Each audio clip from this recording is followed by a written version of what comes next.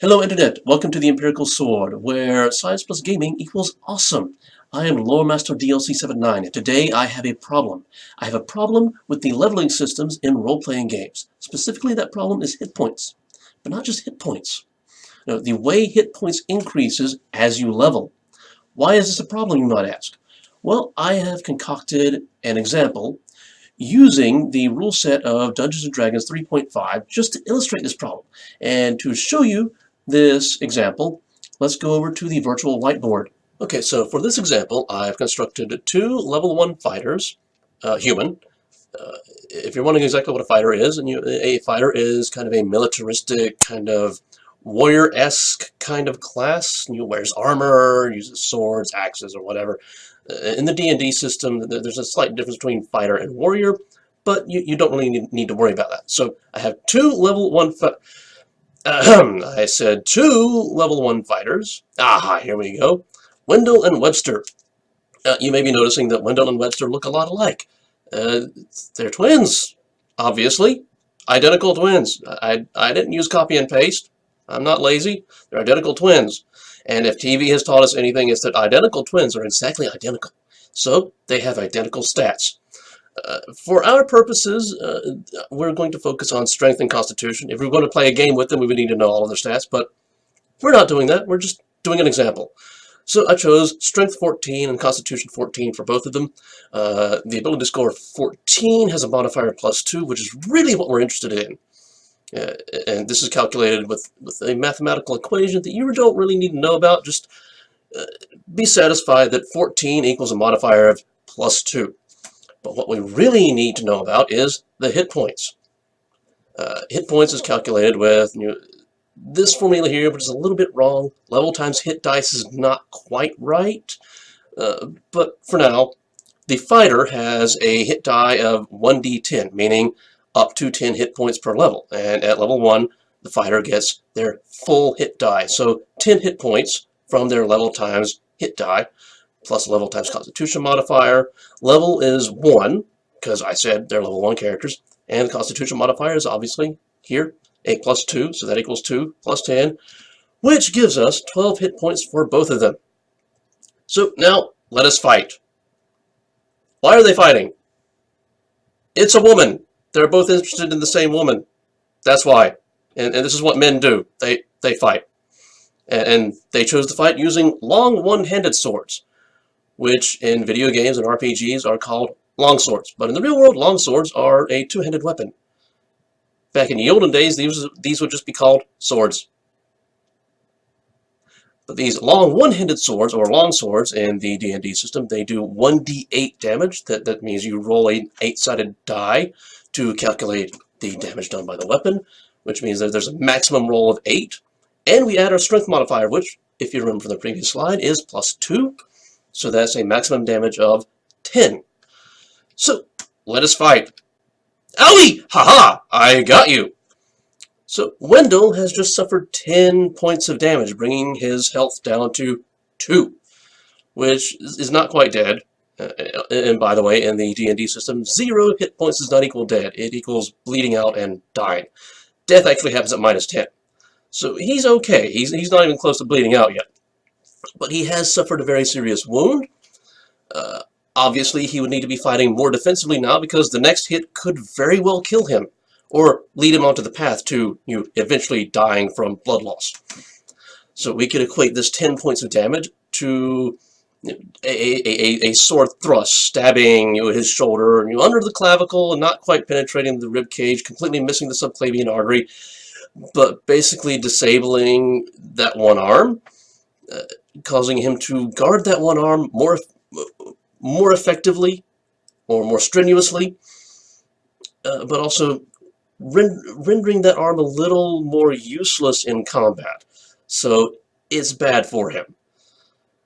So this is what 10 hit points, 10 points of damage does to a level 1 character. But what if we were to do this at a higher level? Say level 5.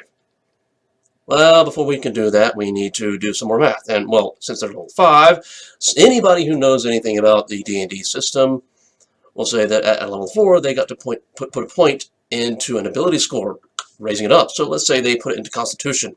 So now their Constitution levels are 15, which if we put that number into the modifier formula, we get a modifier of +2, which is exactly the same as previously, so it didn't change.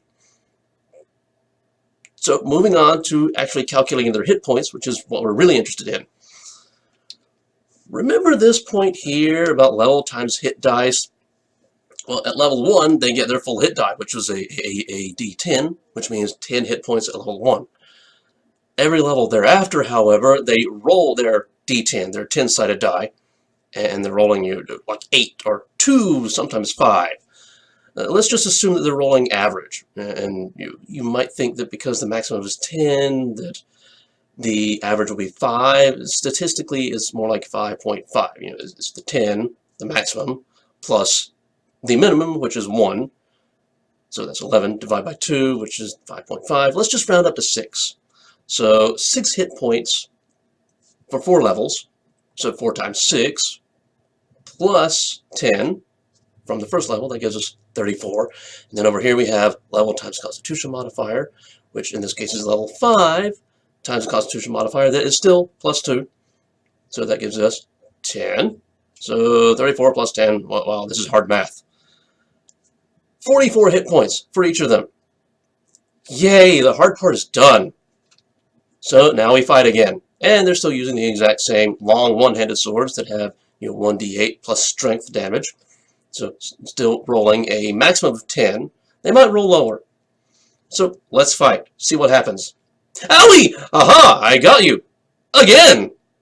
And again, Webster stabs Wendell for 10 points of damage, bringing his total hit points down to 34, which is a lot larger than 2. If you remember earlier, that 10 points of damage equated to a very serious thrust into the shoulder that it's not really causing a serious bleed out, didn't puncture any organs or anything, but still rendered that shoulder and thus the entire arm more or less useless for the rest of the fight, causing him to be a little more defensive, possibly trying to run away. Here, 10 points of damage just brings him down to 34, and he isn't really feeling all that bad. I mean, sure, it probably hurts, but it doesn't feel that bad. How can that same exact shoulder wound not feel that serious after only 4 additional levels? What's up with that? So as we've seen, this is not quite realistic, but developers do this for a reason. That reason being that characters gain levels by gaining experience points, and they gain experience points by engaging in combat, usually. In some games it's different, but by and large the primary mechanism of gaining experience points is via combat, which means that the levels represent their experience with combat. And obviously if a character gains more levels and thus more experience with combat, the enemies that are threatening to them at level 1 should not be quite as threatening at level 5, at level 10, at level 20. So the easy way to do that is 10 points of damage, because obviously the level 1 enemies that are doing 10 points of damage aren't changing, which means they're still doing 10 points of damage.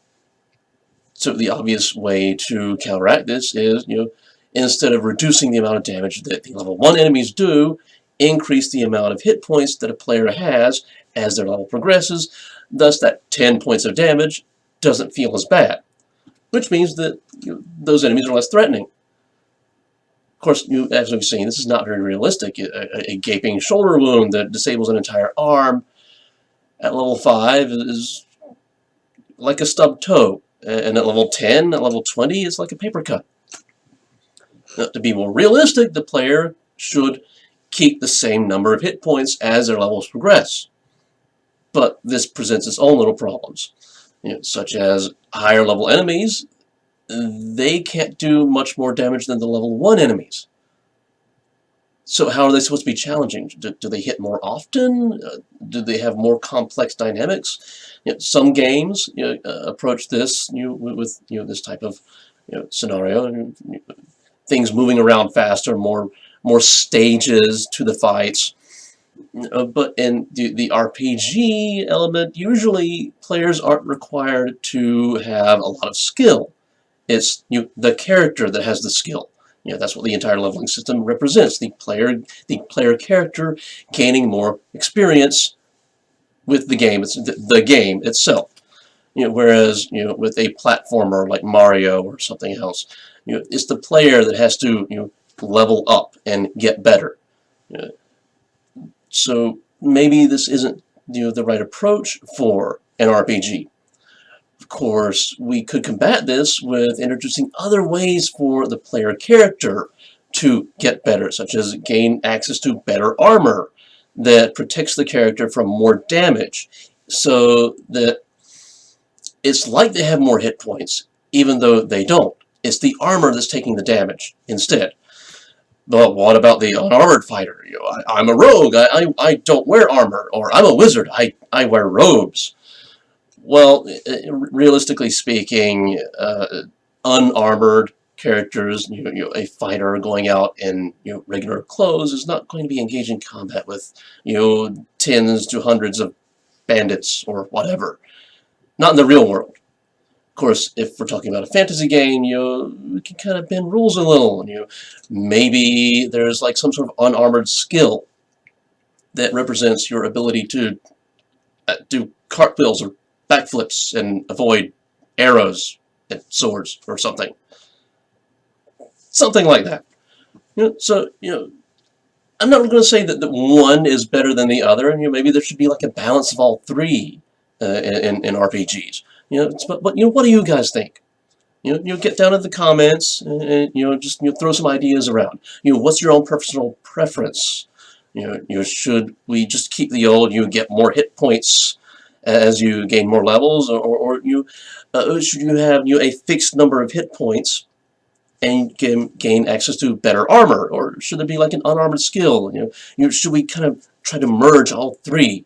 What do you guys think? Get down in the comments, do a little discussion. Hopefully we're recording.